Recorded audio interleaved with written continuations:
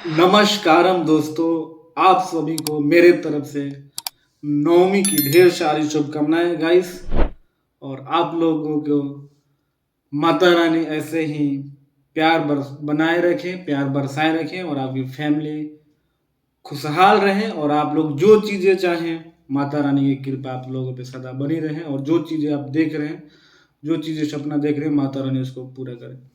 Guys आज का हम वीडियो में बात करेंगे एक कॉल रिकॉर्डिंग के बारे में। चाहे ना इसी कॉल रिकॉर्डिंग हाँ के बाद जिसको चाहे ज्योति जिसको सिंह और पवन जिसको सिंह के चाहे लाइफ में वो एक बहुत बेड बड़ा पे ला भूचाल आया सकते हैं, था ऑन बेड हो सकते और हैं। ये ओके, वो कॉल चाहे रिकॉर्डिंग उनकी सोच हो अक्षरा गई है ना कि सिंह वर्ल्ड बेस्ट और ज्योति नहीं है, सिंह के ठीक बीच है। में हाँ डिस्कस हुआ था। हाँ, पहले ये इस इनकी कॉल इनका रिकॉर्डिंग बस को चले ना तो ये अंबानी सुनिए, की वाइफ को भी ऑन बेड होने को वो कर दे। फिर ठीक हम है, आप लोग से क्योंकि आप बात खुद करेंगे। खुद हंसता रहे थे तो वो करके आ जा रहे हैं और आप तो मुझे रंडी बनाएंगे। आपने एक सुन लिया लाइफ होगा आप ये कॉल ऑलरेडी रिकॉर्डिंग, खराब कर चुके हैं, थोड़ा नीलम बहुत दीदी तो वाली आप लोगों बात को मैं कर पता रही ही हूँ। होगा, चाहे आप लोगों अब ने सुना ही होगा। क्योंकि ये दूसरे तो सिस्टम के साथ गाइस सेटिस्फाइड नहीं है, खुश एक नहीं है, तो बात खुद कहा किसके जाता साथ है हो। कि कभी भी अगर किसी को अपना घर बचाना है, हाँ, चाहे तुम नीलम कितने भी जैसी बड़े हो, चाहे औरत तुम कितने भी अच्छे हो, हाँ तो अपनी जो ये इस दुनिया पर्सनल में चीजें हैं मिलनी किसी को शेयर बहुत ना करो। मुश्किल है।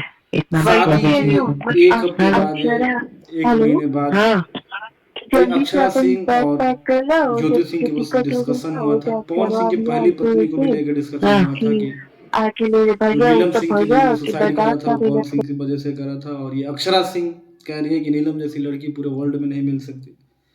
गाइस सबसे बड़ी बात की है ज्योति सिंह को तो बात ही नहीं करना चाहिए था अक्षरा सिंह से, क्योंकि ज्योति सिंह को भी ऑलरेडी पता था कि ये लोग लिविंग रिलेशनशिप में थे। तो जो लड़की को घर चलाना होगा वो कभी नहीं चाहेगी जिससे उसका हस्बैंड का रिलेशनशिप चल रहा हो, चाहे कोई कनेक्शन चल रहा हो, तो वो कभी नहीं चाहेगी कि ये लोग आमने सामने हो, चाहे वो बात करें। तो अपने हस्बैंड की जो बुराइयां हैं ज्योति सिंह अक्षरा सिंह से कर रही हैं और अक्षरा सिंह पवन सिंह की बुराइयां ज्योति सिंह से कर रही हैं। तो इस सब चीज़ों से आप समझ सकते हैं कि अगर कोई भी चीज़ को अगर आगे बढ़ाना है, दो लोग अगर उस चीज़ में पार्टिसिपेट करते हैं तो दोनों का बराबर जब हाथ रहता है तभी कोई चीज़ें आगे बढ़ सकता है।